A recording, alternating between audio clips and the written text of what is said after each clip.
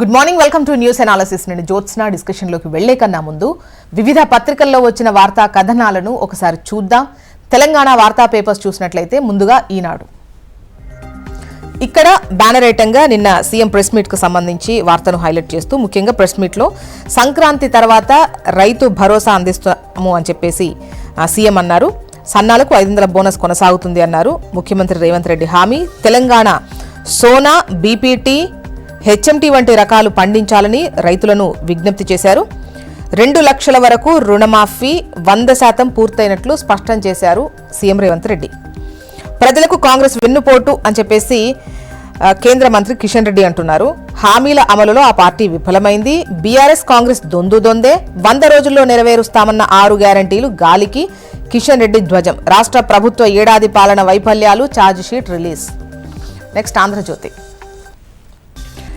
ఇక్కడ కూడా బ్యానర్ ఐటంగా నిన్న సీఎం ప్రెస్ మీట్ కు సంబంధించిన వార్తని హైలైట్ చేస్తూ రైతు భరోసా సంక్రాంతి తర్వాత అసెంబ్లీలో చర్చించి విధి విధానాలు ఖరారు. మారీచులు చెప్పే అబద్దాలు నమ్మొద్దు. గత ప్రభుత్వం ఎగ్గొట్టిన 2023 వానాకాలం రైతు బంధు సాయాన్ని మేం చెల్లించాం. 7,625 కోట్లను తొలి విడతగా అందించాం. మేము వచ్చే నాటికి 7 లక్షల కోట్ల అప్పులు అయినా రుణమాఫీ పథకాన్ని అమలు చేశాం.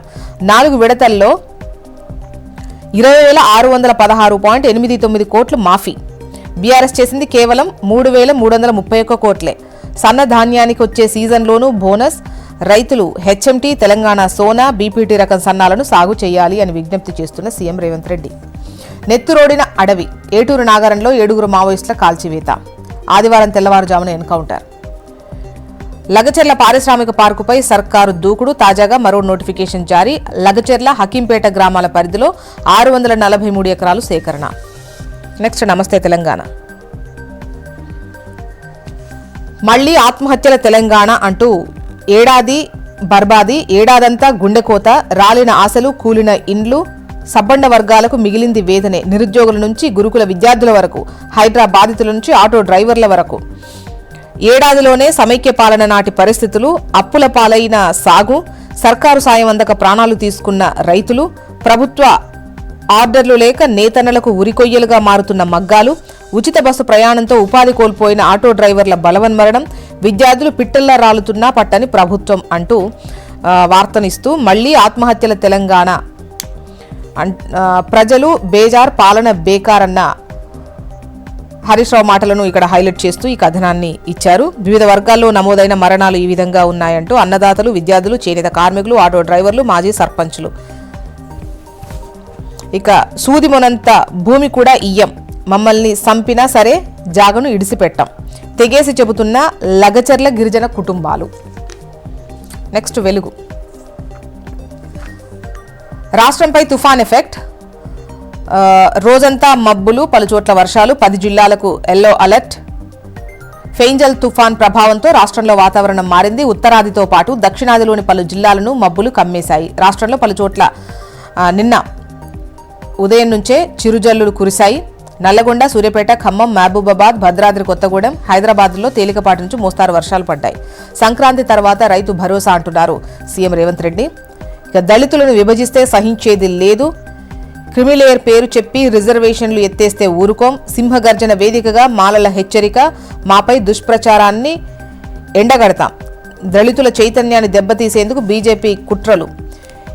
ఎస్సీల కోసం ఇన్నాళ్ళు ప్రధాని మోదీ చేసిందేంటి? పార్లమెంటు ద్వారానే వర్గీకరణ జరగాలి. ఆత్మగౌరవం కోసం ఎంతవరకైనా పోరాడతామని డిక్లరేషన్. పెరేడ్ గ్రౌండ్లో సభకు భారీగా తరలి వచ్చిన మాలలు. నెక్స్ట్ ఏపీ వార్తా విశేషాల్లోకి వెళ్దాం.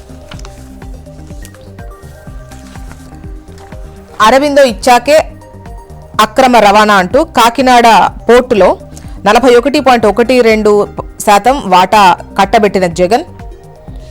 ఆ తర్వాతే అక్కడి నుంచి పెరిగిన రేషన్ బియ్యం ఎగుమతులు. గత 3 ఏళ్లలో 48,000 కోట్ల విలువైన బియ్యం తరలించారు. దేశ భద్రతను పణంగా పెట్టి స్మగ్లింగ్ ద్వారాలు తెరిచారు. జిఎంఆర్ నుంచి సెజ్ను లాగేసుకున్నారు. అరబిందోకు అసలైన బాస్ ఎవరో చెప్పాలి. పౌర సరఫరాల శాఖ మంత్రి నాదెండ్ల మనోహర్ డిమాండ్. నెక్స్ట్ ఆంధ్రజ్యోతి. అరకొర వసతులు, అద్దె భవనాలు. కొత్త జిల్లా కేంద్రాల్లో ఇంకా బాలారెస్టాలే అంటూ వార్తను హైలైట్ చేశారు. ఇక భూమి కోసం విముక్తి కోసం ప్రభుత్వాన్ని చేరుతున్న ప్రజా ఆక్రందనలు. సాక్షి. ప్రభుత్వం ముంచేసింది, రైతు సేవా కేంద్రాల్లో నిరాశ తప్ప భరోసా కరువు. తుఫాన్ హెచ్చరికల్లోనూ రైతులను రోడ్డుపై వదిలేసిన సర్కార్. బాధ్యత మరిచి ఎదురుదాడ, ప్రభుత్వంలో కొనసాగుతూనే విమర్శల డ్రామాలు. అధికారంలోకి వచ్చి 6 నెలలైనా జగన్ పైనే కూటమి నేతల నెపం. చైనాలో బంగారు పంట 1000 టన్నుల నిల్వలు వెలుగులోకి, విలువ 7 లక్షల కోట్ల పైమాటేనట.